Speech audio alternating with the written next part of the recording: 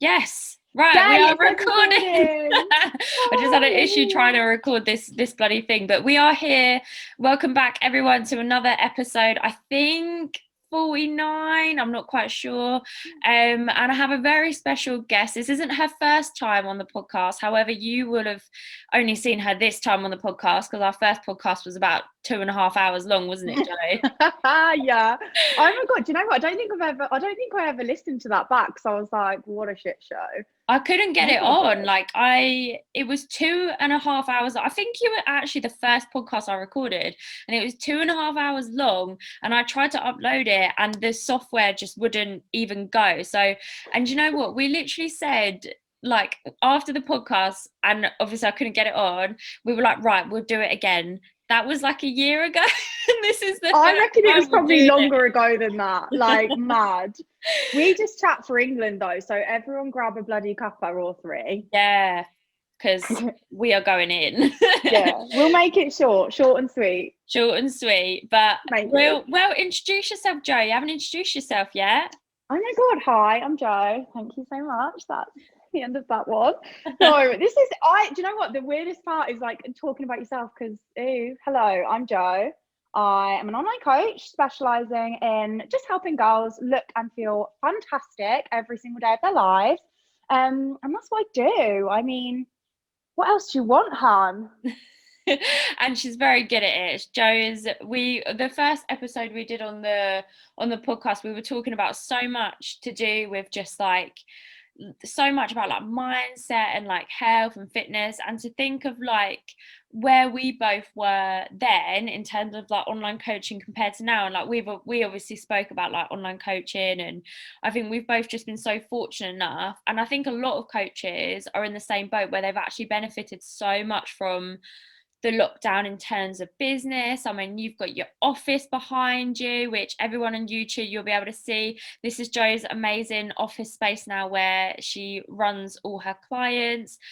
And it's just fabulous. I just love it. Yeah. And I think, do you know what? I hate the fact that, well, not hate it, but I feel like there's been so many people that haven't been so lucky as us throughout Mhm. lockdown. So I always kind of feel bad being like, I feel great about where I am in my business. And I know that we're in the same boat where we're both just kind of so busy, so maxed out. And it's so fab, but it's also kind of like, oh, I wish everyone could have that. Do you know what I mean? I just kind of like my boyfriend, he's a personal trainer, and obviously he's been unemployed for a year. So Yeah. it's like two complete opposite ends of the spectrum. But it's nice because it means that it just proves that like what we do really does help people, and especially Mhm. over lockdown, like the Yeah. amount of people that have really suffered because of gyms not being open. It's nice to still be able to have like your toe in that pool. Do you know what I mean? And be able to still help people, even though we can't be, training people in a gym. Yeah, But 100%. I think if anything, like when I was first a PT, when people were like online coaches, I'm like, fucking online coaches, how can you be an online coach? And now I actually see how much better an online coach is, not just for the coach, but for the clients as well. Like, because like, and as a PT, like I loved personal training. I was really like, as soon as I started seeing like apps and stuff, I was doing more than just like, you know what I mean? I was doing more than just the 1 hour, 3 times a week. It was about offering the check-ins, offering the support group, offering the recipes. And I used to write like all the recipes myself in fucking Word, like I used to do, like all this. And it's funny where now, and I was talking about this on another podcast, like online coaching, the ante is just up so high, and I think it's brilliant. And like I love how much, like, I don't want to say competition because it's not competition, because remember as well there's plenty of people to go around, and like that's why I think there's no point being jealous or envious of other people, because there's plenty of people to go around, there's plenty of people for you to help. um but I just love the level there is now, and I honestly think that only happened from the lockdowns. I really do. yeah, do you think? See, I'm very like I try to just keep myself to myself nowadays, and often see I don't look at Instagram enough to see where everyone's kind of got to. Yeah. Because I literally like I go on, I post, and I just get off it as quickly as possible. But I do feel like I mean, I posted a transformation the other day of one of my clients, and she'd sent me like a little testimonial to put with it. And she said that like there's no way when she first started coaching, she turned her nose up a little bit and was like, there's no way that she'd be able to help me through a phone or a computer more than what somebody face to face would do once a week. And when I first started becoming an online coach or moving into that, I thought the same. I was like, well, of course it's better to see that person face to face and have that person in the gym. But actually, like, you can, like I always say, like, you can help that person for 1 hour of that week being a PT. Yeah, you can drop them a text and stuff, but it's not that you don't, they pay for that session. That's what it is that they pay for your time for that session. Whereas with online coaching, you're managing every single minute of everyone's lives. Yeah. That like that person can just get so much more from it. And I do think that anybody who isn't moving into online coaching, at least as a hybrid version of PT right now, should be. Like, if lockdown taught us anything, it's that, you know, that if you're a personal trainer right now, get online, do something that is going to help just help your clients outside of that gym environment, because we all know it's not that one session a week that counts. It's every single minute outside of that session that counts. And I think that's where a lot of people kind of fall down. But yeah, I love it. I think online coach, like, I would never go back to one-to-one PT. I get asked all the time, like, can you train? No, I had someone email me the other day. I was like, oh no, sorry, I don't do one-to-one anymore. And it's funny because I feel like you definitely grow out of it, like, or you don't grow out of it, but you reach a point where, like, I was explaining this to one of my friends who's recently become a PT. I was like, and I think anyone who does online coaching, I personally, some people disagree, I think you need to be a PT first. Like, I think you have to do the hours on the gym floor to really learn. Not just think about it this way, when you do a PT course, the only person you've seen exercise is yourself and like your partner.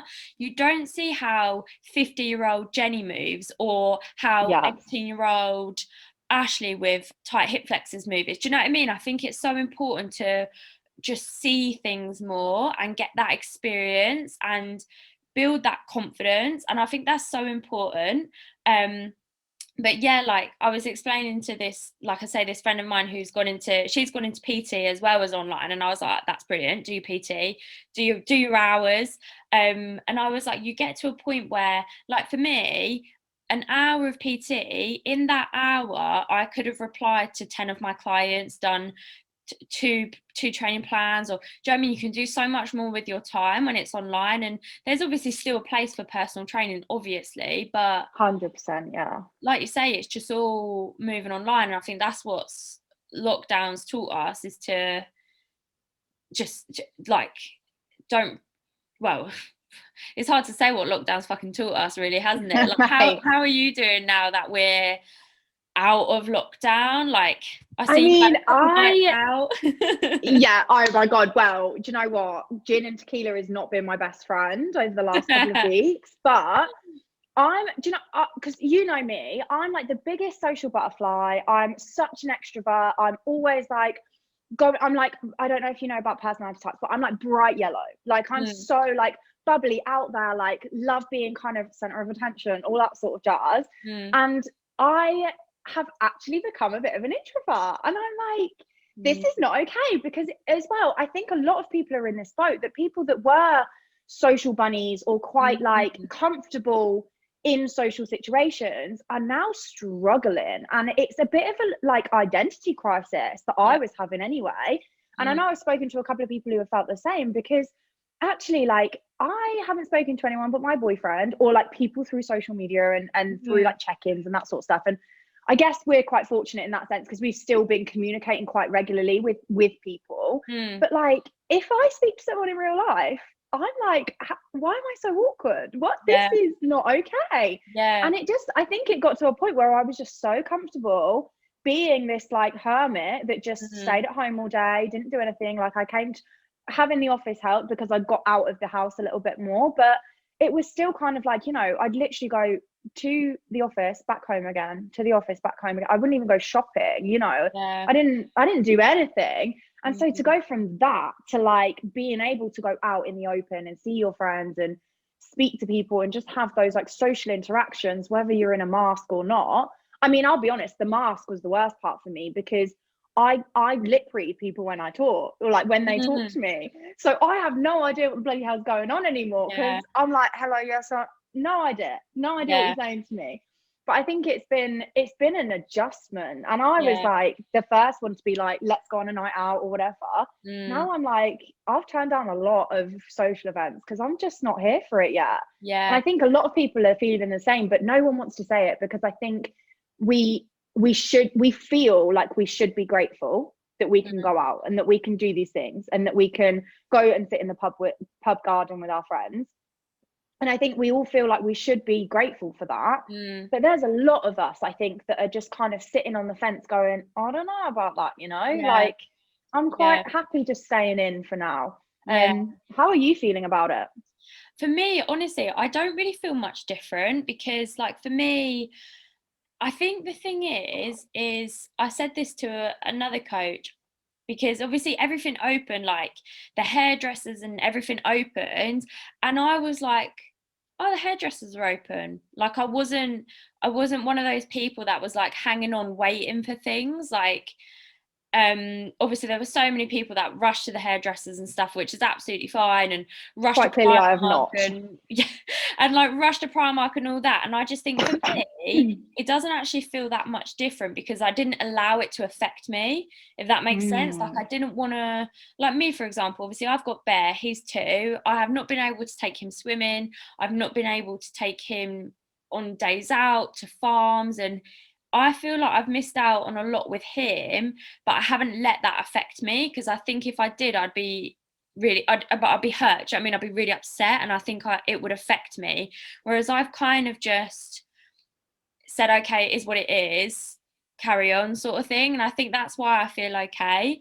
And to be honest, I don't really keep up with it all, because it's so negative and it's so scaremongering of, oh my god, it's everyone's dying, and a lot of people have died, but it's not, in my opinion, it's not this big massive thing that it's made out to be in the media. And I think for a lot of people, like I've got a lot of clients with a lot of anxiety, it's not been very positive for them at all to hear that. And I think the hardest part when you're going back and socializing is actually knowing how other people feel, because for me, I will hug people. I'm not scared for my health. I don't have any contact with elderly or vulnerable people. So for me, I'm not scared. I'm not going to let this stop me from hugging people. Do you know what I mean? Whereas some people quite rightly don't feel that way. And if that's how you feel, then I'm not going to tell you how to feel. If you do feel, and if you have someone old or if you're vulnerable, then absolutely be cautious. But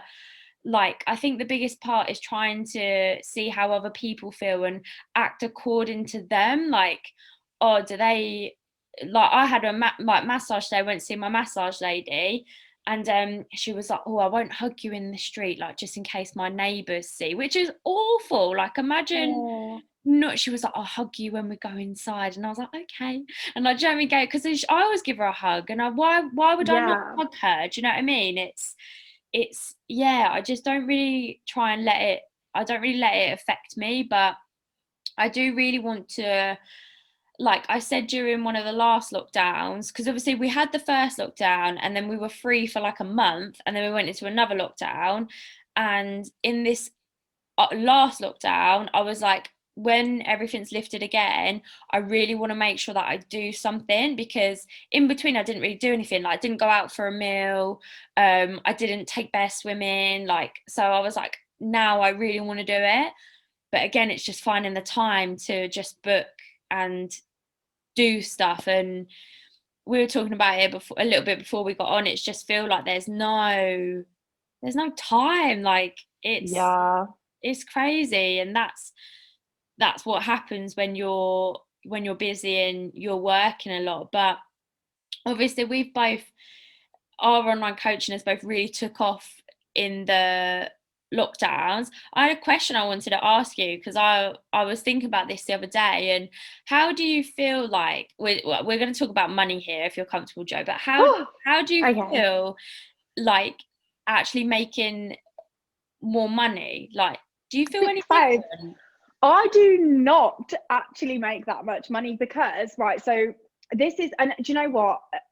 I bet you'll get a lot of people be like, Joe's actually a moron. She needs to fire her accountant and find someone different. But I became a limited company last year. Mm. And since that point, I've not paid myself a penny. Mm. Like, I'm skint like in myself because I've just not, because I've never like, I've not needed to take any money out of it. But then also my accountant advised me to take like literal minimum. So like I paid myself, I think £8,000 annually for the year. And even that I got taxed like, I don't know, £1.5 grand of that. So I didn't actually come out with that much. Like honestly, the tax man, go home. Like I hate it. I hate tax. So unhappy. But I think that, do you know what? Like, especially with me, like my expenses kind of skyrocketed because I got this office. I like pointed here as if people can see, but if you're The listening to dark the corner podcast, you're where like, the yeah. ghost is or something. I keep It's looking so and I'm like, I swear there's going to be a ghost there in a minute. Don't. When I moved in, my landlord told me, he was like, this is built on like oh my God, I don't remember the facts, but really old place. Ooh. And I started to see like, so this picture back here, so I have a photo on the back of my wall, and that slipped and it was wonky for ages, like months, wonky for months. My friend came in a couple of weeks ago and was like, oh, you fixed the photo then? I was like, no. And she was like, oh, it's straight now. And literally, I don't know anybody who's come in and out of the office that would have changed that.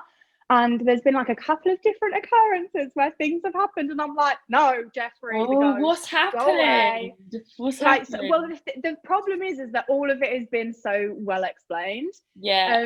So like once one of my toilet rolls like was just gone, and I was like, where's it gone? And I was worried about it for weeks. I was like, there's no explanation. Like usually if I don't know, a light flickers or something, you're like, yeah, whatever. Or like, Yeah, I don't know, you think, oh, someone could have come in and cleaned or something, even though I don't have a cleaner. But you know, there's always an explanation for something. There's always like a light that turns on randomly over there, and you think, okay, motion sensors. Do you know what I mean? yeah. There's always an explanation. This toilet roll, there was nothing, no explanation, no residue of like the toilet roll holder, nothing. And I was like freaking out about it. And I mentioned it to my landlord as a joke, and he was like, oh, that might have been me.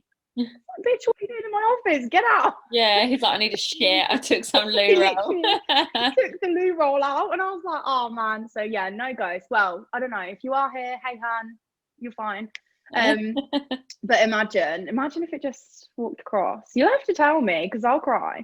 I'm all But into it. yeah, me too. When I come, I'll bring my tarot cards and we'll do some tarot card readings.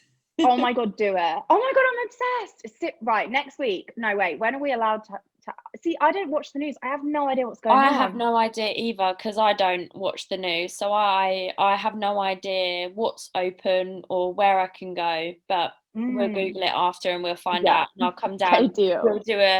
I will do a tarot card reader. But one thing we won't do is a Ouija board. Have you ever done a Ouija board? Oh my God, no, you're joking. If I watch any scary movies or anything like that, I watch it like this so that I can kind of see what's going on, but not quite. Like do you know what? I love it, but I would never do it. Yeah. I don't know. Having said that, never say never. Is it scary? Yeah, it is. You're not like the one I did it years ago and found out that in my old house when I lived with my mum, I had like a ghost in there. And it was the scariest part. So we used a penny, so you have like something in the middle, and you all have your finger on it. So we had like a 2p, I think it was a 2p, and we asked the question like, where are you now? And I kid you not, the 2p shot off and landed on like next to my lap, and we were like, ah! We all like jumped and ran. But yeah, it's really weird. But like I've had loads of like experiences like that. Like my mum's all into like spirits and stuff, and like I was quite like, as a kid I was weird. Like when I was born, the nurse was like, oh, she's been here before. And it's so weird because when I gave birth to Bear, the nurse said that about Bear. She was like, oh, he's been here before. And I was like, what the fuck you just say? Because my nurse said that about me like 21 years prior. So it's just really weird. What does Yeah, that like even mean? it means like you're like a not a new soul, because obviously if you believe in like How reincarnation do and they stuff, know that? it's weird, isn't it? They just said it. Like the thing is with me, when I was born, I had my eyes open, I wasn't crying. Um, and they had to slap me. So the midwife slapped my bum to make me cry. I don't feel they can do that Snake. now. Yeah, just like oh, but yeah, Yeah, I to bet you make loved me it. cry. Yeah, that's probably why I'm into some kinky shit as an adult. Mate, I was gonna say childhood, sense of childhood. Yeah, literally newborn childhood. But nah, I've had like I think the weirdest one for me was when I was at my mum's. I was in bed and I had a double bed, and I felt, you know, when someone else gets in the bed and the bed goes down, I had that in my bed. So like I was laying in bed and I felt like someone got in, and then I went really cold, and I was like, oh, and I was like, please leave, because like Oh, if you have spirits and they're like too close to you or whatever, you just need to say like please not as close or see, something like this is that. it. Like, I think my stance on it is I just have no idea, but there is Mhm. too much anecdotal evidence out there that I'm like, there's some things that people tell you that you're like, there's no way Yeah. that can't be true. There's no way. Like, there was a documentary that I saw, I can't remember what it was, but it was about a little boy. He was like 4 or something, and he knew exactly, I can't even remember His the details past of it, but life. he, Yeah. Netflix. yeah. Was it? I don't Yeah. remember it at all, but I just remember this 4-year-old or whatever knowing exactly where something was in like Scotland or something. And you're like, Yeah. kids, there's no way. Like, there's just Oh, no way. It's madness. honestly, I watched this documentary on Netflix. I think it's called Surviving Death, and they had like 4 different episodes. One was about near death experiences, and that one you were just like, what the fuck? And the last one was about past lives. Mate, I kid you not, I bawled my eyes out throughout the whole thing. There's this little boy, and he was about 5, and he was called Atlas, and his mum was like driving around with him, and he'd be like, oh, like I've been here before, and she'd be like, oh no you haven't. And he just went, yeah, with my other mum. And she was like, what do you mean? Oh And my he God, I was would like, my die. other mum from when I was Johnny, or like let's just say Johnny. He was like, when I was Johnny, I had another mum. And he said his name. He was like, my name was, let's say it's Johnny Smith or something. And his mum started looking into it, and it turns out that Johnny Smith was a little black baby. This boy was white as well. He was a little black baby, and she contacted like this head researcher. Honestly, you have to watch it because it's mind blowing. Surviving death. Yeah, Surviving Death, I think it is on Netflix. And this guy came around, and he'd like done all the research on the family. And this boy's 4 years old, and he's got a bunch of pictures, and he holds up 3 pictures of 3 different women, and is like, do you recognize any of these? And he was like, that one. And he was like, who's this? And he was like, that's my mummy. And he said her name, and she had a really unusual name, um like Maxwell something, or really unusual. He was like, that's my mummy. And he was like, oh, and oh mate, it makes me tear up because But that's it. they Like, how? There's oh, no way that he's done that's not everything. He true. did 5 questions. Of bear in mind, never met this man. 5 questions. One was about the mum. One was about the dad. Another one was about him as a baby. So he showed him a picture of, and the baby that he was apparently was only about 2 when he died. So he was a baby when he died. Oh, yeah. And in the lot, like he shows him a picture of a park, like one where the family used to take him to, his old family. Other 2 are like really similar parks. He got 5 out of 5 questions right. Um, and then at the end, he goes, "What do you remember about your other mummy?"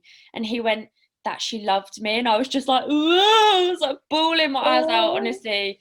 But yeah, I think it's Surviving Death, but there's all these different episodes and series, and it's just, oh mate, it's just amazing. But I'm all into that. I'm all into that kind of yes. stuff. I love it. I just feel like I don't need it right now, but at some point in the future, I need something that tells me, yeah, because I've got all these stories from other people, of like, oh, this happened, that happened, I saw this, or I had this with my daughter, and I need something to happen to me for me to go, yeah, I'm Mhm. on that. But I'm Yeah. like, until that point, I'm so like open to it. Do you know what I mean? But I feel like I need to see something. Not now. Thank you, Jeffrey, if you're here. But anyway, we need to go back to what we were talking about, because you asked me the question of like, how money. are you feeling now with money? Right. I had this thing, I was reading about something the other week, right? And it was about how I can't remember what it's called. Is it called the hedonic adaptation? Have you heard of it? The hedonic treadmill, hedonic adaptation. So I was reading, I can't remember, I listened to like a bunch of different podcasts at the same time, or like audiobooks at the same time. So I have no idea where I got it from, but I'll do a bit more research and I'll fire it over to you from where I found it. But it's basically the idea that, so they did like a study or something. And again, I'm terrible at like retaining true every single bit of information, so you'll have to bear with. But so there was this study that they did where it kind of asked two lots of different people. They asked like from extreme sides of the spectrum. So you had people that had won the lottery, and you had people that were like paraplegic from an accident or whatever. So, you know, they'd lost use of their legs, or they were, you know, in a wheelchair. They'd had two dramatic life events of both sides of the spectrum. And it's all about the hedonic treadmill or hedonic adaptation. Why do I keep messing up that word? It's basically where, like, it's the idea that you always come back to like a kind of regulated set point. So you always come back to like an emotional set point of, they call it 7, of like, so you've got a scale of 1 to 10 on the happiness scale, for example. And we always sit comfortably at the 7. So regardless of these crazy life events, or how rich you are, or how successful you are, or whatever, you always come back to saying, yeah, I'm about a 7 on happiness. And it, oh my God, it changed my life a couple of months. I think I was listening to it a couple of weeks ago. And like, since that point, I've gone, oh, okay, so why am I chasing more? Why am I constantly thinking I need better, I need more, I need extra, I need to be more, I need to have more, you know, I need to buy a new bag, or I need to buy a new car, like, when actually you always come back to the expectation of the 7. And they said, you know, the lottery winners back down at a 7, the people that had hit that kind of 1, that 0 on the scale, they were back at a 7 again. And it's all about how you kind of, you're constantly chasing something that kind of doesn't exist. It's like, you think you want more, you think you want extra, you think you need more money or whatever, but actually you're no happier in the long run earning, I don't know, the £1 million lottery than you are if you like hadn't. And I think that, like, my boyfriend, he didn't know that this was like an actual thing that had been, you know, researched or whatever, but he says this to me all the time. He's like, he's so happy, first of all, he's so laid back, we're so opposites, but he always says, like, what, as long as I've got a house over my head, a dog that I love, a girlfriend that I'm obsessed with, like, what more do I need? You know, I put food on the table, and that's fab for me. And I'm like, yeah, but like, what about if it's like a mansion? I'm like, yeah, but where's the swimming pool? I'm like, yeah, but what about the extravagant holiday? I'm always bigger, better, more. And it was so funny because I heard it, and because I heard it from someone different, someone external, I was like, so smart. And I think it's changed the way that I think about things an awful lot, because it suddenly got to a point where I'm like, no longer thinking I need to chase a new goal. And it's always good to have goals, it's always good to have things to aim for, but it's kind of got me to the point where I'm like, oh, okay, instead of having this new handbag on my list of things that I want to buy, it's like, oh, hang on, how can I, like, why would I spend, I don't know, £1.5 grand on a new bag when, like, I don't need it? Because after, think about it, when you bought your last car, right, you loved it, you were like, oh my God, I'm so obsessed, I can't wait to get this car.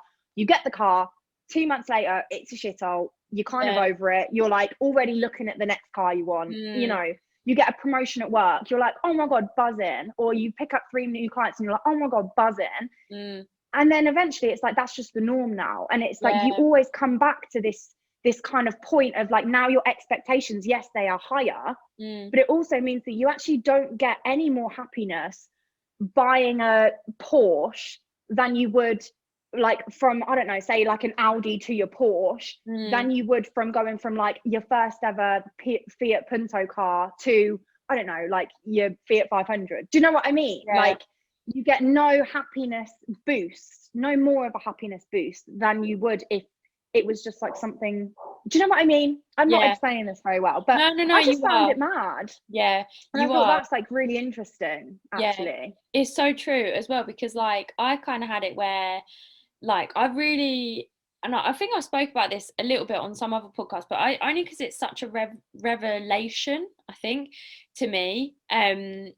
Is like I like obviously the first lockdown, like kid you not, first lockdown I literally went from like 25-30 clients to like 60, and I was like fuck, like, and I was on such a high because it was like, oh my god, like email every day, I've got 5 client calls this evening, all of them have signed up, I'm doing this, and then it stopped, and then I was like, I almost like was feeling like I was coming down off a high. I was a bit like, oh well, Yeah. now what's next? Do you know what I mean? And it's so weird because like I had like my best like financial month like a few months ago, and I was just like, meh. It literally That's just the norm for you now. it Yeah. means nothing. It doesn't mean anything to me. And like I look at like the like money, or not even the money, like I have to like stop sometimes and be really grateful, because I remember when I had 10 clients and I was like really hustling to get like one more client, and it's just, I think your whole perspective like changes, and like my whole thing now, and I think this is what I learned in lockdown, because before lockdown I was very much like focused on like more, I just needed more clients, I needed more followers, I don't give a shit about it. And like I'm at a point now, and I was saying this to someone the other day, I'm at a point now where I don't really need to use social media, which I think is really nice. Yes. I'm Yeah. on We it need to because I talk want about to that be. too. Yeah, I'm on it because I want to be, and when I don't want to be, I don't have to be, because I have something now. Do you know what I mean? Like, not like, oh my god, I'm such a well-known coach, but you know what I mean, I have something. But yeah, like, and I think with social media, I love the saying of, if you don't use social media will use you, because it's so easy Ooh. to fall into the trap, and I'm awful at it, honestly. Like I still, going on Instagram is such a bad habit of mine, and it's not like, it's far less often, like I don't like, I won't be on it for like hours at a time now, but still it's like, still I'm picking it up a lot to look, and then I'm like, oh, I'll get off. Do you know what I mean? So it's, and I don't even have the app on my phone. I've got it on, like if you scroll down, it's like there. And that's where I get it now, because I deleted the app. Right. So I was like, I didn't want it on my homepage, but now it pops up there. So I'm like, I've now got to move it somewhere else. Yeah. Delete it, mate. Yeah, for fuck's sake. It is mad though, and I think that because I was such a huge sucker for this, and actually the game changed for me when I did start growing a bit more of a following, Yeah, and I suddenly sat back and was like, this ain't cute. Like this,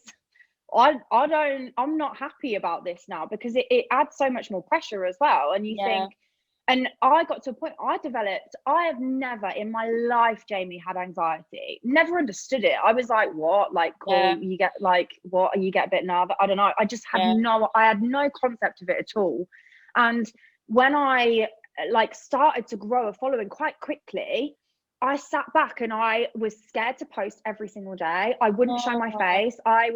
I take weeks off social media now, like, and I don't take scheduled breaks. I yeah, just go, I don't want this anymore, and I yeah, hide. And it's gotten to a point where like every post I put up, I overthink. really. I have hundreds of posts in my like ready to go drafts or whatever that just Mm, don't go up because I overthink them, and I go, but what if it's not good enough, or what if this, or what yeah, if that, what if it's not perfect? And I think a really it's a really scary kind of point to get to, because you kind of get to a point where you go, oh my god, like I'm not good enough for the world. And actually think about the amount of people we've helped without even knowing it, without even mm, realizing it, and then I'm like holding stuff back that might be really helpful for just one person, yeah, but I'm like, oh, but what if one person comments saying X or Y or whatever, yeah, and it's it gets to a point where I'm just like, I just delete it full stop, and I'm just like, I can't do it anymore. And it's funny that you say that you're kind of at a point where you don't need social media, because I feel like that's the little inner turmoil that I'm facing right now, where I'm like, well, I've got a waiting list of clients, which is disgusting to me. I hate the fact that I've got that there. But like, if I ever needed clients, I don't need socials. I can just DM those girls or put out an application form. I don't actually need, like, social media we use as online coaches to grow our business and to get more clients. We're both at a point where we don't necessarily need extra clients. We don't need to promote our services. It's more like we use it to help the people that we aren't already helping. Yeah. And I think that I've kind of had this thing. I started therapy last week. So late to the trend, but started therapy last week. She is like, first thing she said to me, she was like, I basically said that, I can't remember, I said that it was my birthday like next month or something. She was like, oh, you're a Gemini. And I was like, oh no, here we go. And she was like, you're a Gemini. Oh my God, we're both air signs. And I was like, this is crazy, I can't. But we had this conversation about social media because I said I've developed such bad anxiety and I don't want to post and I'm scared about like what people think of me. And it's like, just, I was comparing myself a lot last year. And so I stopped following quite a lot of people in the industry because I just follow a lot of normal girls now, you know, and just normal people. But like she was like, well, just come off it then. I was like, yeah, but it's not that easy. You can't, you know, as a business, you can't just like stop your space, you know, that's the only space I have. And it was like a funny kind of conversation because I just sat back and was like, should I come off socials? And then I was like, no, I love socials. Like, I love Instagram. I love the fact that you get to reach so many people and help so many people and like connect with so many. If we didn't have Instagram, we wouldn't have this conversation right now, you know? And I think it's something that we've really got to sit back and ask ourselves, why are we using it? What's it good for? And which negative parts of it can we exclude? Because, you know, Instagram doesn't have to be a negative place. It doesn't have to be a place that makes you feel like shit. But we tend to, that's what everyone gets from it. You know, that's the vibe that everyone gets from socials. It's like, oh, it makes me feel like crap. I'm like, then why are you following that girl that's got a butt the size of the Kardashians and a waist the size of Barbie? Like, why are you torturing yourself like that?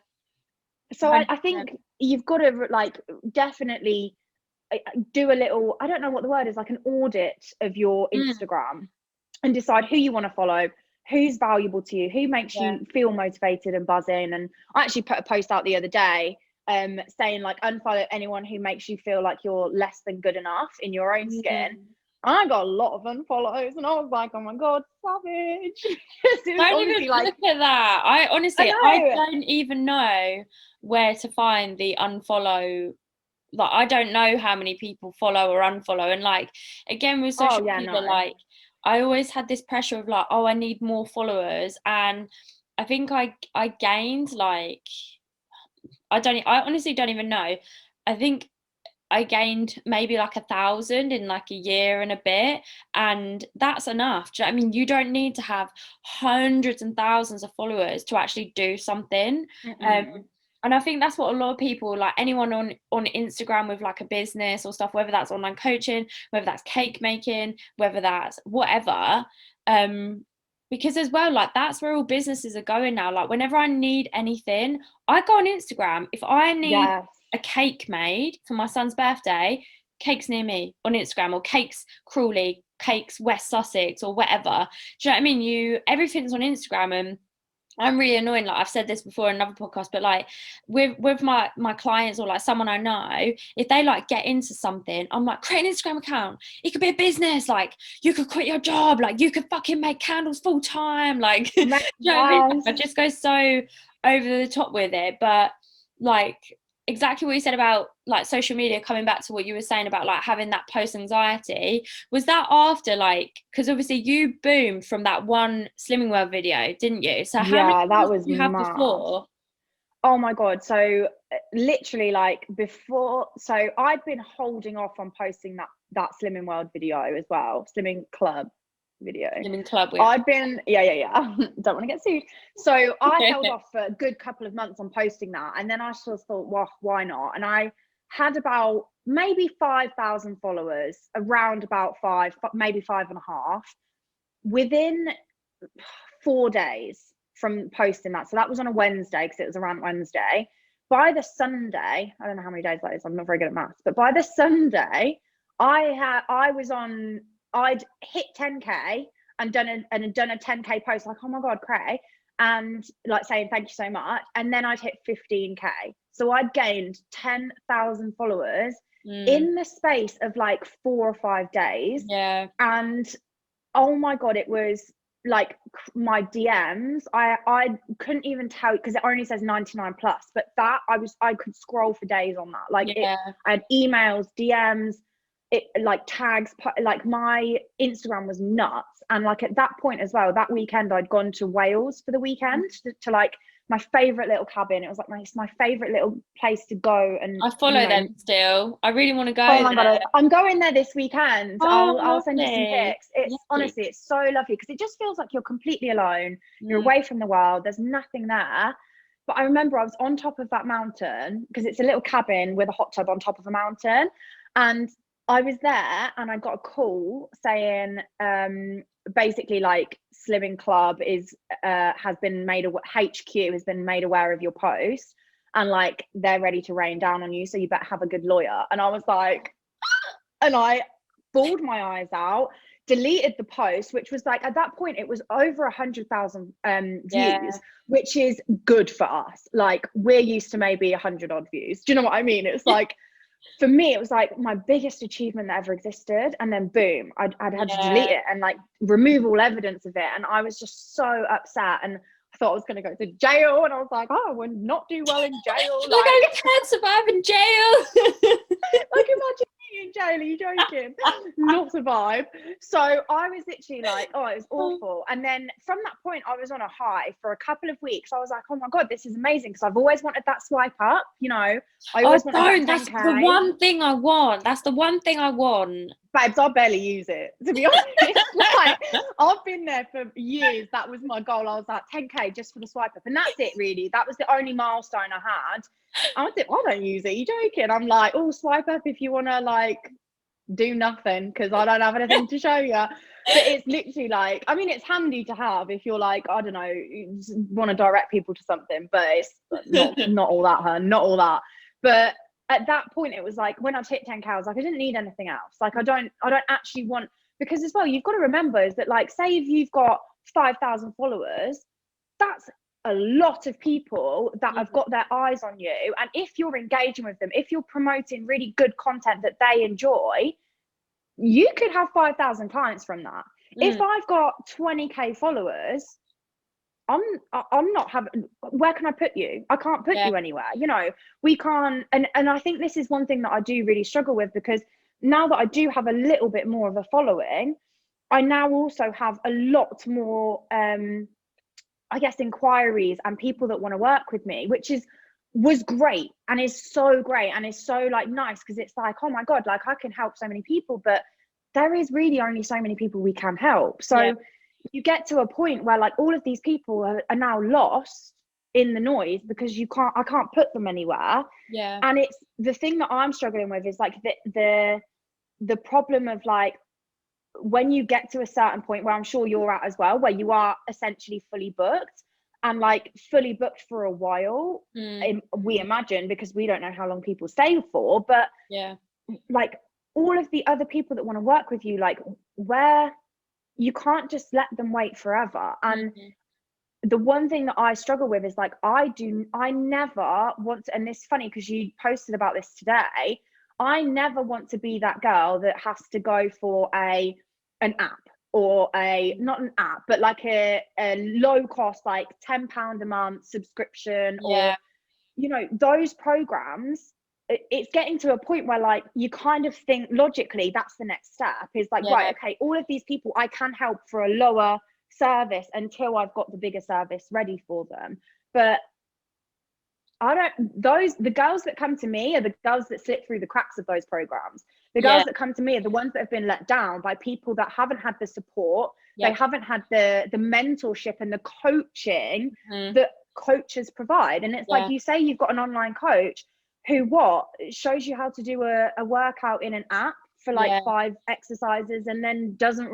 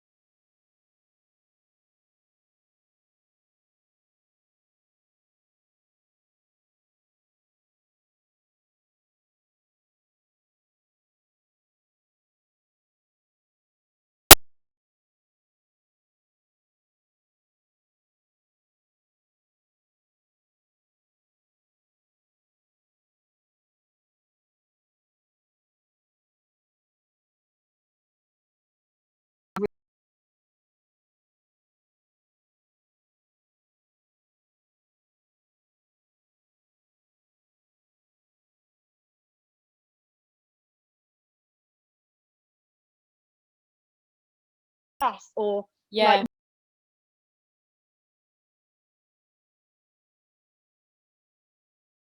Yeah. that's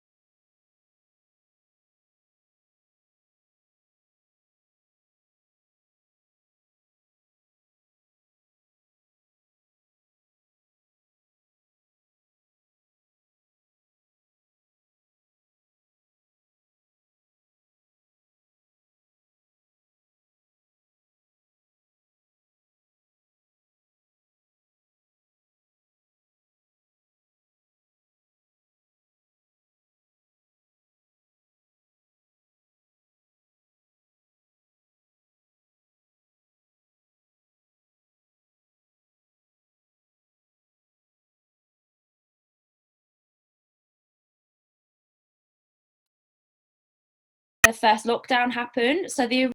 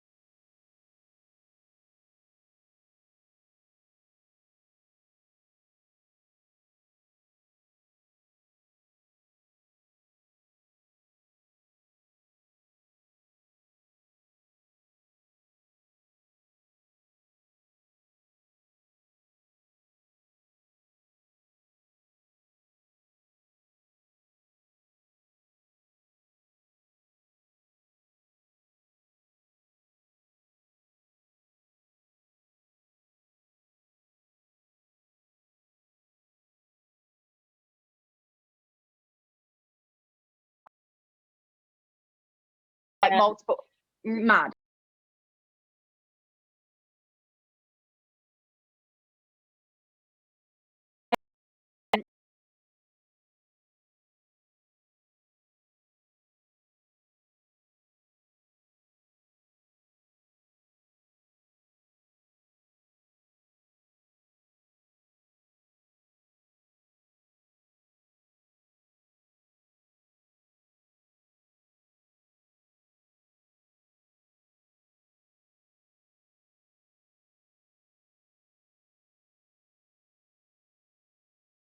She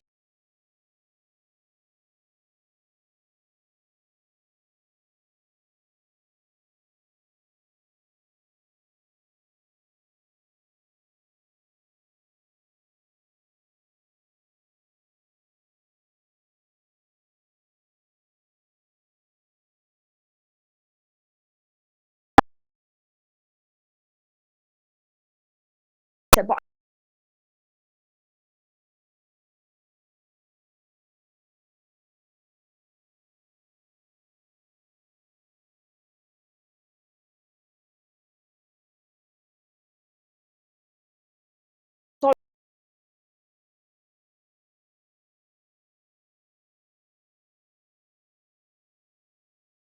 So, Go on.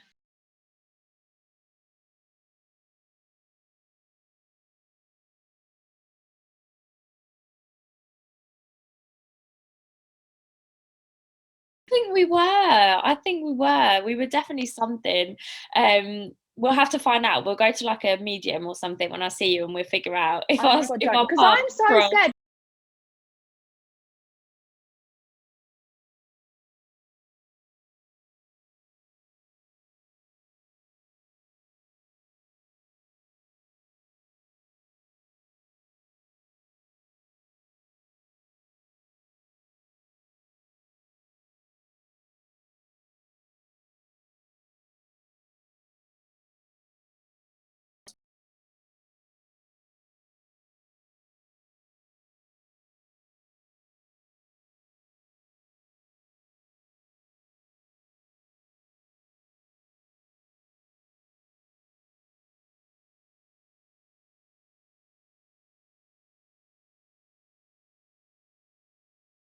Now that socializing is happening again, and I we work with normal women that have issues, want to get results, but also want to live their fucking life and not be miserable. But it is still that give and take. It's about like, and what I'll often do with my clients is I'll be like, okay, what do you want? And they'll say, I want this. And I say, right, if you want to achieve that, for example, let's just say you've got someone who wants to, and often they'll send you a picture of an Instagram model whose picture has been My heart I was going to breaks. say airlifted. Her picture's been airlifted. Her picture's been airbrushed and edited, and be like, I want to look like that. And I go, okay, how soon do you want to look like that? Or like 3 months. Okay, if you want to look like that in 3 months, you are never allowed to eat out again. You have to hit a high amount of steps every single day. You have to track your calories or hit your calories 100% of the time. You've got to train 5 times a week. Can you do that? And that's just an example. That's not me saying you have to do that to look like Yeah. that. If you wanted to look change massively in a short amount of time, it's going to take a lot of fucking work. I'll say, could you do that right now? No. Would you want to? No. Okay, well then accept what you can do, what you're willing to do, and just do that. Like, we're so, and I'm like it as well, because I'm so like I have, it's called like high functioning anxiety, and you'll probably find that that's what you have, That is, because yeah. you feel like you have to, for me, I feel like if I'm not with Bear, I should be working.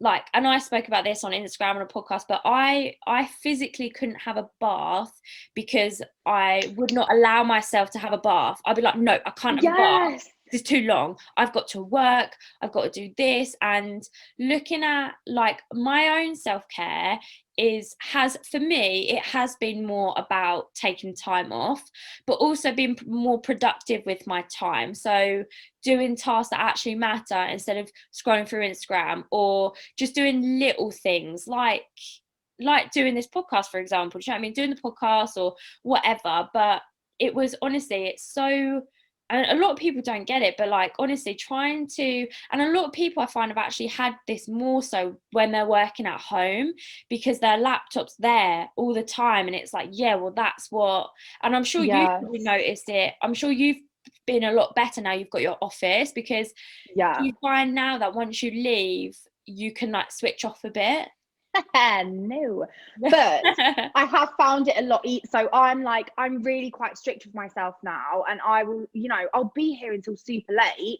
But when I'm home, I'm home. And yes, I'll be, because the problem is as well is that like when you get home, you still got, I don't know, 40 WhatsApps to reply to. You've still got your Instagram comments to reply to, or you've still got to put something quickly on social media, or just double check a program, someone, or whatever. You've always got something to do.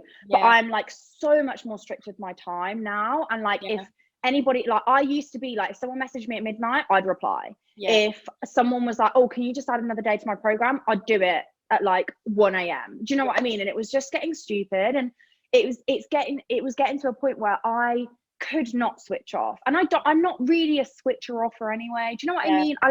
I'm always on. And like, that's when you said about the bath thing, oh my God, I don't know if you saw me, I was like cheering from the side, of what the hell, because for me, I can't, and I say this to my boyfriend all the time, he has to come into the exposing myself massively right now, but he has to come into the bathroom with me when I'm having a bath, sit and ask me Disney questions as a quiz, because I can't just sit and do nothing. I can't relax in a bath. I've got to be doing something. Yes. And so I always make him come into the bathroom with me and sit on the toilet seat and like quiz me on Disney or something, because I'm like, I can't sit still. Yeah. But like that it changed massively in terms of the way that I run my business, and just the way that I try to have that time off when I got my office, because it meant that I wasn't always in work mode. I had, this is my workstation, home is my home station, you know, and you still, you know, you have that blurred line sometimes, but it's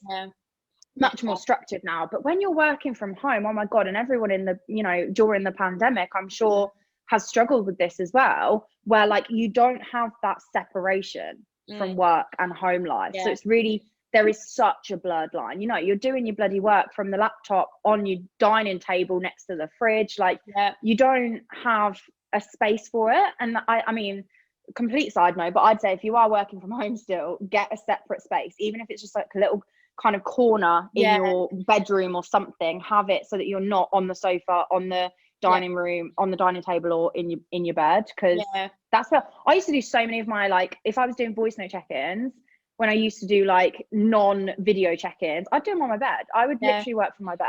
I was literally thinking that. Like, what are we like, mate? Imagine us trying to get away with doing that now. My clients would be like, "Go, get up, you lazy sod." I used to always work in bed. I would, when I lived with my like partner and his mum, when we lived at his mum's, I would always work in bed, which now I'm like, oh my God, like I could not even. And it's so important. And like I was saying this to clients, like during the pandemic when they were trying to work out from home, like some clients most of my clients were absolutely amazing, just got on with it. But other clients, including myself, I find it hard working out in my living room, because I'm in the living room with my son all day. I then am doing some client messages in there. I'm then cooking in there. Do you know what I mean? It's all like one place. And that's what I said to my clients, is you've got to remember that your home has gone from being your temple, your place of like solitude, because you were working at your office, working out at the gym. You've now brought work and the gym home with you all in one space. Like it's gonna, the energy wise as well, like if we're really going to go there, energy wise, oh my God, don't love it. It's just, you know what I mean, all their energy is mixed up, and you need to have that separation. Like I had it with my clients where I'd say like, right, you have like a little space for your office, your desk, put things on there to make it feel like a desk, have a little pot for pens, have a whiteboard, have a coaster, and then have a section of your living room, because obviously if you live in a small flat or something, have a section where that's where you do your workout, you have a mat, you have your equipment and all that. But the segregation is so important. I think that's why working out from home for a lot of people was so easy. And we're both very open with us in the lockdown as well with training. Like we're not these coaches that unfortunately are just slamming gym 7 days a week, because fuck that. Like yeah, you joking, mate? I didn't work out for probably an entire year. Like I wasn't even gonna go back to the gym. I was like, fuck, I'm not having that. I can't bother. Like it's not for me. Training, like for me, the gym is, I'm the laziest person ever, and I always say to my clients, minimum effort, maximum reward kind of gal. Like I never care about going to the gym.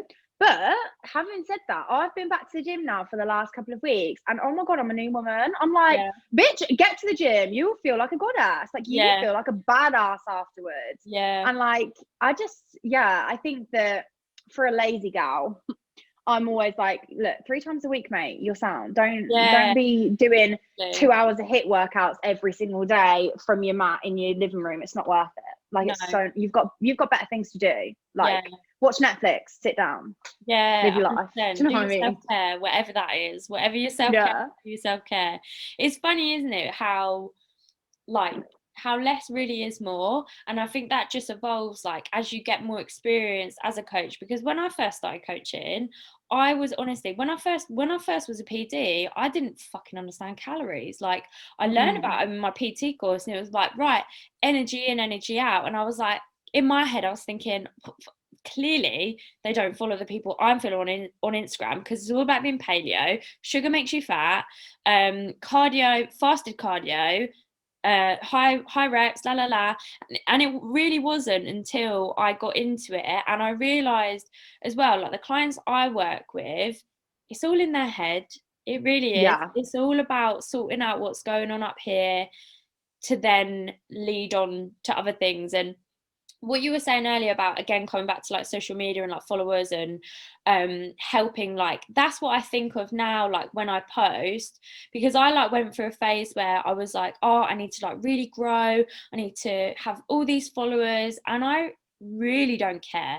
I would much rather have 1,000 people follow me and actually care about me than 20 odd thousand followers. And do you know what did it for me? I'll let you in on a little secret. I was a part of a Facebook group full of coaches. I don't think they knew I was in there because I wasn't paying for it. I was just in this group. What was it? Oh, I guess we can't say online. Can we say I online? can't even know the name of it. I can't even remember the name of Okay. it. But it was just this group of these coaches. It was like a mentorship sort of thing. And there was a coach on there, and she had a big following, like 50 odd thousand followers, and she had just hit like her 4 grand month or something. And I was like, oh, good. But wait, she's got 50,000 followers. I've got 3. I've made more money than that. So what? Do you know what I mean? And it, Yeah. not that that matters. It's not about the money, but do you know what I mean? I was thinking, I always thought I need to have more followers to make more money. And I'm finding out that someone who has 10 times plus the followers I Yeah. do made less than me. I'm like, oh, okay, it doesn't really matter. But this is it. It's all about the type of content you talk about, and if you Yeah. actually resonate with people. Like I'm helping a girl at the moment who's got 160,000 followers, and she's got 3 clients, and she's really struggling. And I said it's because her content it doesn't scream, I want to help you because I think you're fabulous and you need me here to help you. It screams, look at my butt. And if you look at it, like 98% of my Instagram, I think that was the last time I checked anyway, but 98% of my followers are females. About 70% of hers are males. Yeah. And it's you've got to look. Exactly. And that's it. You could have 1,000 followers that are exactly right for you and a perfect fit for you in your business, and that you can really help and resonate with. Or you could have 100,000 who don't give a shit. Cool, they might like your post, but they're not going to interact with you or care about what you have to say. And I think that's really important. And if you're an online coach and you're not providing value that your clients or your potential clients will resonate with and need to hear or want to hear, or you need to kind of tell them, then you're not going to get very far. And I think you do it perfectly because and you've got a big following as well. Like you've got a good amount of followers on your Instagram, enough to still reach people that haven't connected with you before. So you can still people, your followers, I keep saying clients, your followers, share your content to other people that then will come into your space, into your bubble. And God, bubbles that got old quick, that term, didn't it? Social bubble. But and that's it. I think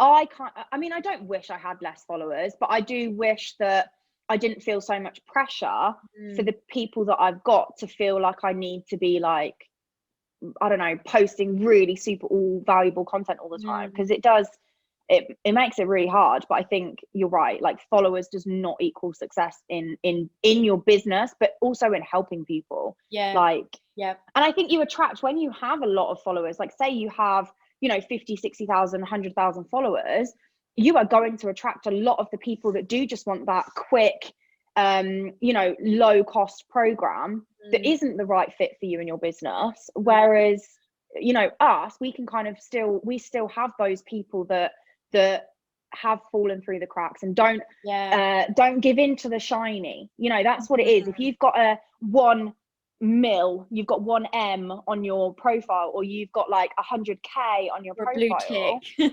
Yeah, it's like shiny, they must be worth following. I'll follow them. Great. They don't, you'll notice not many people with a large following nowadays post a lot of value, and post a lot of content. It's because they don't need to do it, and they just kind of go like, oh yeah, that person's going to pay £10. If they get a result, they do. If not, they don't.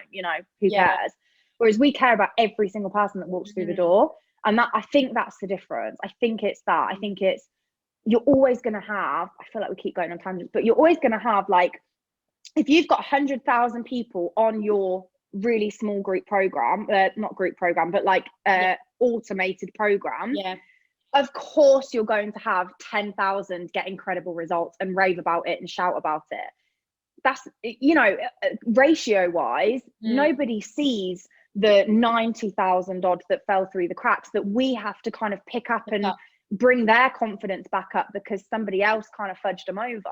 I think that's where the line kind of comes when you've got that large following. I think it's really difficult to keep your soul and not sell it to the devil. Your like integrity, because it'd be so easy to monetize it as well. But again, that's it. Like you say, you're working with someone who has a very large following, can't get any clients. That's like that girl. She had 50,000, only broke a certain mark of clients. And I've had that story like 2 other times with 2 other girls who had hundreds and thousands of followers, or one even, she was a bodybuilder and she had, I think, at least 500K to a million, and she created a free program.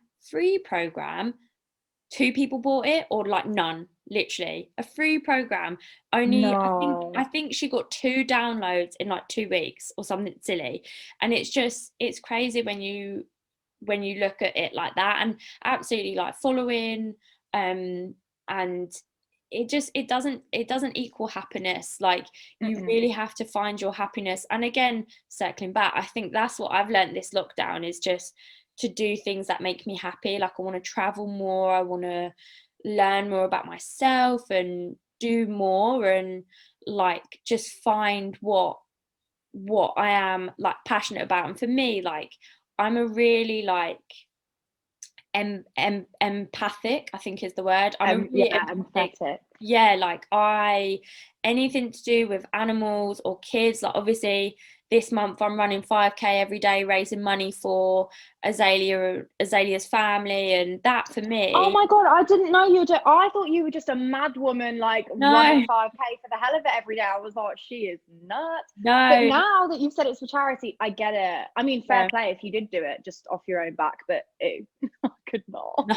Honestly, I was, when I did my first day, I was like, fuck, what am I doing? Because I'd run maybe 5 times in the last 5 years, and now I'm loving it. And this may sound really like a bit cringy, but like, I'm so grateful for that little 8-month-old girl, because if I didn't know her story, I wouldn't have done what I'm doing now, and I wouldn't have realized that actually I really enjoy running, and it's something that I would like to continue doing. But like, like, for me, I just want to really like just find what I'm really passionate about. And obviously I love my coaching and I love all that, but I just want to live my fucking life. Like, I want to see the world, and I think that's what lockdown's taught me, is like doing stuff and living more. And because it's so easy to just put things off, and especially for us with our high functioning anxiety where we have to work all the fucking time, I always put stuff off, and I'll be like, oh no, I can't, like, my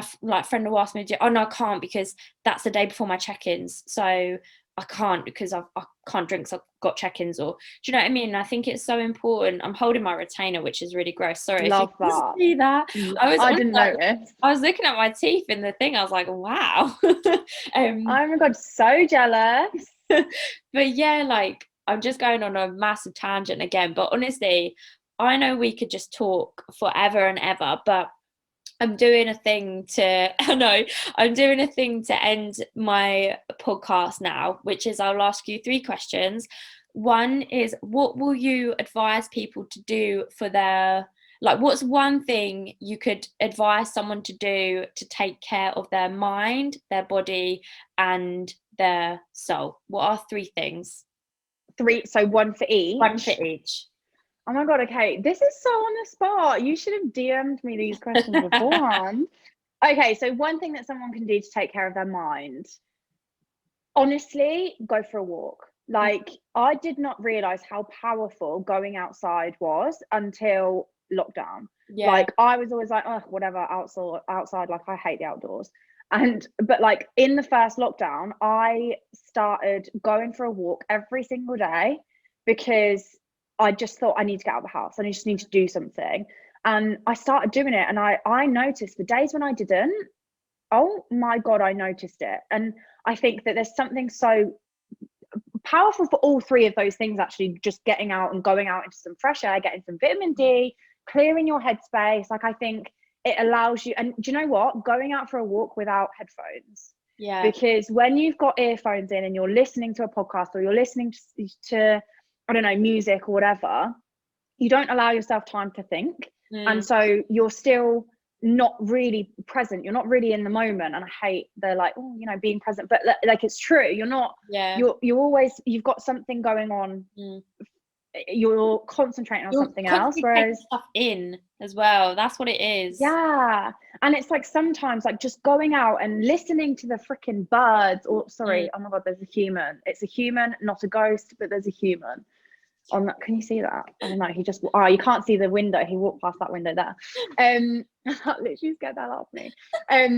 But yeah, going for a walk, oh my God, so 10 minutes around the streets, whatever, go without headphones, and I swear to God, you will feel like a brand new woman after just a couple of days of doing that. And obviously it's like releases endorphins make you happy people just don't kill people. So I think that's probably my number one for mind. Body, I mean, just moving. I feel like these are all going to be the same thing, but just like moving a bit. I notice again when I'm just sitting in bed doing absolutely nothing, oh, I feel like crap. The last couple of weeks that I've been going to the gym, even if like, I mean, I've been training kind of consistently, and I won't go to the gym and just do a little bit of like yoga or anything like that. I'll go and I'll train. But like, even just on the times when I was just doing like Pilates or yoga in the back room, like, oh my God, it just makes you feel so much better. And I think that getting up and getting a workout done in the morning, if you can, but just whenever you can throughout the day, it sets your day up perfectly. You're like, your body feels good for it. You kind of feel like, yeah, you feel like you can kind of take on the day. So say for something positive you can do for your body is just moving it in a way that makes you feel good. If that's a Zumba class, crack on, hun. If that's hula hooping, crack on, hun. If that is burpees in the living room, horrific, but go on, hun. Do you know what I mean? Do what you love doing. Because realistically, as much as we know, especially for like fat loss, muscle gain, body composition, yes, resistance train. But if you're just doing it to make you feel good, like to be like, yeah, you know, I'm moving my body for my body rather than for aesthetics, great. Do whatever makes you feel good. Trampoline class, swimming, whatever it is, like do it. What was the last one? Soul. Oh my God. Soul. Oh my God, I don't even. Funnily enough, the thing that I've been doing that's made me feel just fabulous recently is actually listening to loads of audiobooks. And I feel more so than audiobooks, I feel like actual physical books would be even better. But I can't concentrate on a book. I can't concentrate on words on a page, so I have to listen to it. But I feel like if you're reading about the things that interest you, or like even just researching the things that interest you, like there's nothing better, you know, when you have someone that is like this makes my soul happy, when you see someone that is so enthusiastic about a topic and they're just talking about it, and you're just sitting there and you're in awe of them, and you're like, I love, like someone, I think it was Dan, one of the guys that I work with, absolute babe, love him. He was talking about metabolism. He was just going off on one about the metabolism, but he was so passionate about it. And I was just like, it's cute, like, isn't it?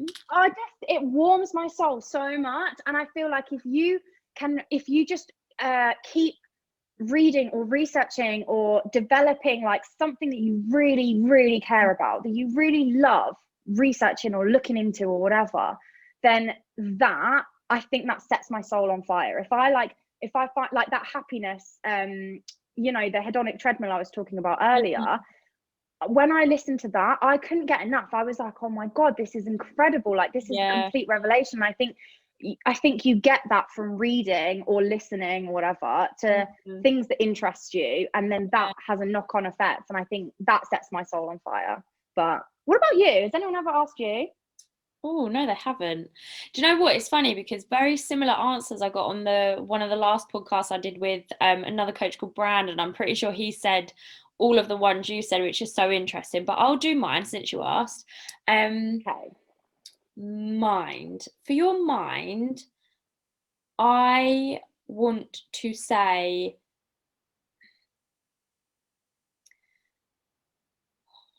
oh, that's hard because again, I want to say reading for your mind because I love like I'm all into reading. Like I'm listening to I said to you, didn't I? I'm listening to an audiobook by David Goggins, which is like this really motivational, inspirational American man while I do my runs, and I love it. I find it really calming, and I love listening to audiobooks. And I was always someone that was like, I can't read, and I can read, or I'd be like, oh, I don't read books. And it was like, well, I didn't because I just didn't do it. Do you know what I mean? Whereas now I do. So I love reading. So for me, it would be reading for your mind.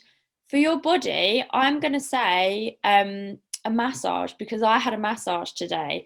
I was obviously expecting to be super sore from my runs, and do you know what? I actually feel great. Like 3 days in, I was sore, my abductors were tight, my feet were blistered from the first run. I was like, for fuck's sake. Booked in this massage thing, and oh my God, I'm going to be in bits. And I did my run yesterday, and I feel great. I'm literally going out for my next run after, and the sunshine's just come out, so that's a really good sign. So for body, mine would be a massage. Like, yeah, get a massage because it's very good, especially if you're at home with your posture, and yeah, massage. Apparently touch as well, like just the physical act of somebody like touching you is like proven to actually be like really like comforting and calming, and it's like, so that's a great one actually. Yeah, massage. Okay, soul. Yeah, soul. Cuddle. For me, soul would actually be like getting into some kind of like spiritual practice, because it's something I am getting into more recently. I used to be really like spiritual when I was younger, like I'm really into it, and I just feel like it's kind of like calling me back recently. Like I have some cards that I pull out sometimes. I'll pull your card out after if you fancy, and we can see if it's relevant.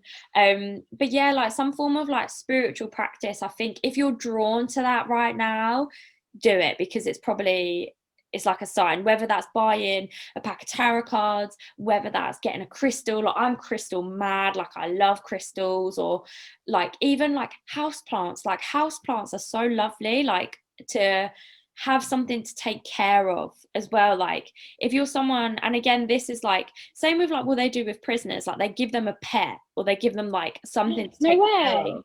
Yeah, maybe I could go to prison after all then. Yeah, you can just have pets. But yeah, mine would be getting some form of spiritual practice, and or buy a plant. yeah. Or buy a plant, either one. One of the two. Yeah, no drama. Either one, exactly. But no, my answers weren't very good, but it's really hard to think. No, actually. I love it. It is. It's difficult, but no, they were good. I think the last one, that soul one, it's just finding an activity that sets your soul on fire, really. Yeah. Like whether that is reading a topic you're interested in or getting into spirituality a little bit more. I love it. Yeah. I love it. Well, we have nattered on for I think hour and a half, maybe a bit more, which doesn't surprise me, to be honest. But this is 100%. I think that's good for us. It is very good for us, and we're going to do it again. So yeah, we'll do it we'll have topics next time. Yes, I feel like we'll have if we topics. have structure. Yeah, I think people Otherwise. just needed an introduction to us as two soul sisters from past lives, probably. Yeah, we need to find this out, honestly. I'm down Let's do for it. it. We'll do it. Yeah, And next just no time, Ouija board. No Ouija boards involved. no Ouija board, no. And next time we'll do a podcast, we'll do a subject and maybe we'll do a question box. But this was just Can we do it when we meet up? Because I want your background. Because I love your light. Yeah, show it off. Oh my god, look at that. There she is. Oh, stunning. Yes, honey. That's what a vibe.